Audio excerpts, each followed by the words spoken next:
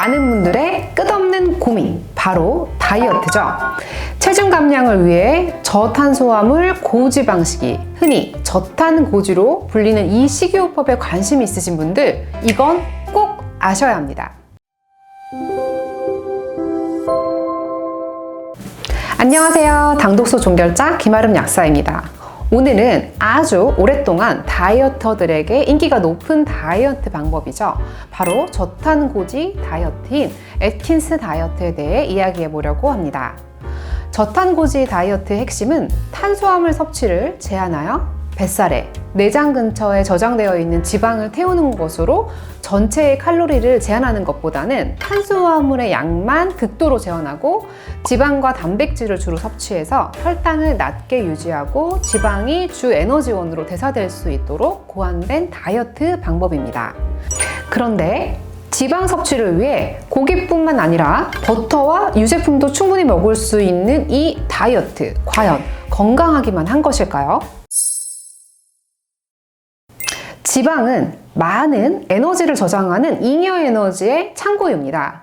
우리가 많이 먹고 움직이지 않으면 나중을 대비하기 위해 남는 에너지가 바로 가서 저장되는 창고라고 보시면 되는데요.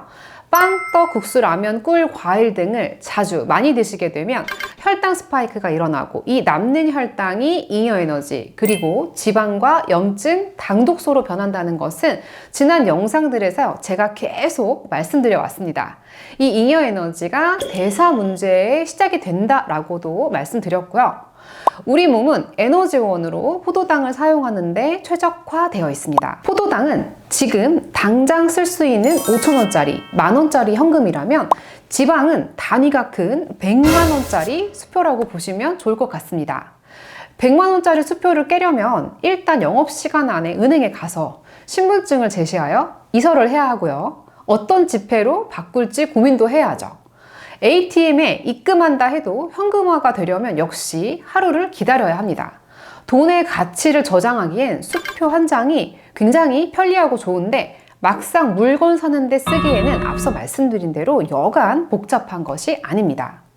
지방도 마찬가지입니다. 지방은 포도당에 비해 분자도 크고 길어서 쪼개 쓰기에 불편하고 대사에 사용하기 위한 절차도 복잡합니다.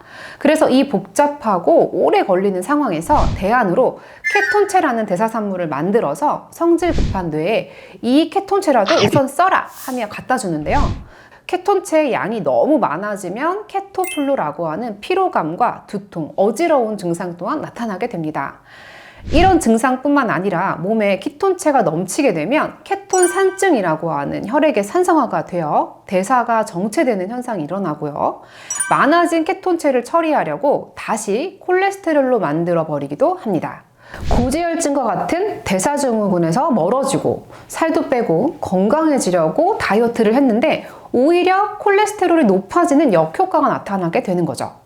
게다가 이 케톤체는 당독소를 무지하게 잘 만들기도 합니다.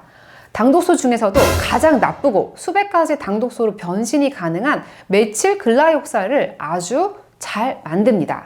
다시 말하면 이 케톤체를 빠르게 대사할 수 없는 나이 드신 분, 체내 항산화 시스템이 고갈된 분, 염증이 많은 분, 근육량이 적은 분들은 오히려 이 다이어트 방법이 위험해질 수 있습니다.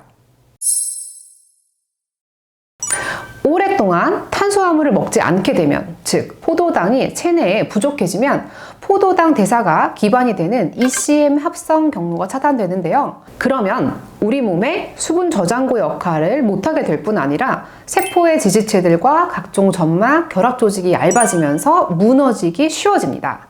즉 살은 좀 빠진 것 같은데 피부는 검게 되고 쭈글쭈글해지고 늙어 보이는 데다가 연골이나 인대가 부쩍 뻣뻣해진 느낌이 들 수도 있다는 것입니다.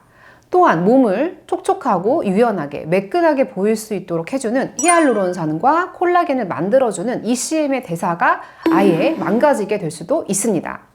앞에서 지방은 섭취 후에 체내에서 분해되면서도 당독소를 만든다라고 말씀드렸는데요. 지방이 분해되면서 생기는 당독소의 양까지 더해지면 이미 얇아진 ECM을 더 딱딱하고 건조하게 만들어 버리기 때문에 피부 노화는 더욱 가속화될 수 있습니다.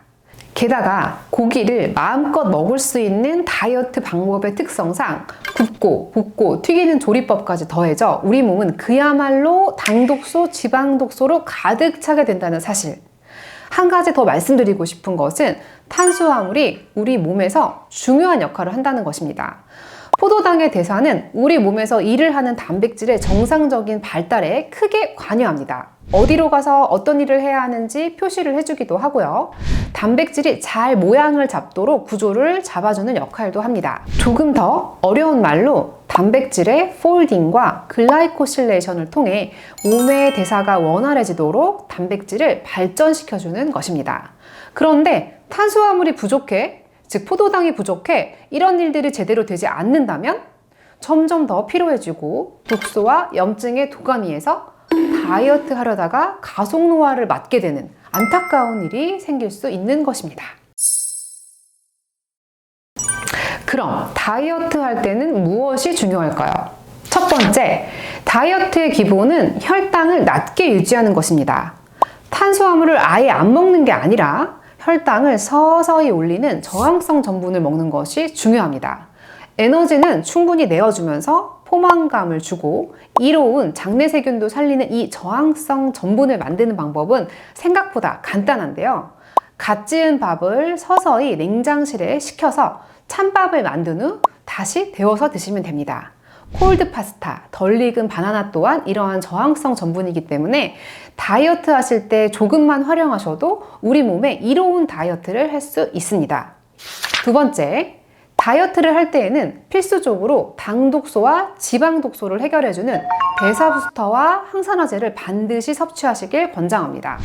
몸이 독소와 염증으로 뒤덮이면 다이어트를 방해할 뿐 아니라 저탄고지를 하는 동안 몸이 빠르게 늙어버리게 되는데 이것을 방지할 수 있습니다. 세 번째, 나이가 많고 근육량이 적다면 저탄고지는 하지 않으셔야 합니다. 늘어난 케톤체 처리가 힘들어 오히려 콜레스테롤이 늘어나고 당독소를 만드는 원인이 되기 때문입니다. 버터를 발라 맛있게 구운 스테이크를 먹으면서도 다이어트를 할 수 있다. 삼겹살을 매일 먹으면서도 살이 빠질 수 있다. 처음 어느 정도는 효과를 보실 수 있습니다. 그러나 지방은 우리 몸에서 선호하는 에너지원이 아닙니다. 지방을 먹으면서 지방을 태우는 다이어트. 말은 너무 그럴듯하지만 그 대가로 메마름과 가속노화를 얻을 수 있기 때문에 저탄고지 다이어트는 너무 장기간 마음 놓고 해서는 안 되는 방법이라고 말씀드리고 싶습니다. 저탄고지 다이어트는 처음에 간질이라고 알려져 있는 뇌 전관증과 같은 뇌 질환 환자들을 위해 어떤 원인에 의해 뇌가 포도당을 사용하는 능력이 저하되어 있는 환자들을 위해 고안된 방법입니다. 주로 뇌가 포도당 다음으로 사용되는 에너지인 케톤체라도 사용할 수 있도록 지방 영양소를 중심으로 설계된 식단인 것도 꼭 알아두셨으면 좋겠습니다. 오늘 준비한 영상은 여기까지입니다. 영상이 도움이 되셨다면 좋아요, 구독 부탁드립니다. 안녕!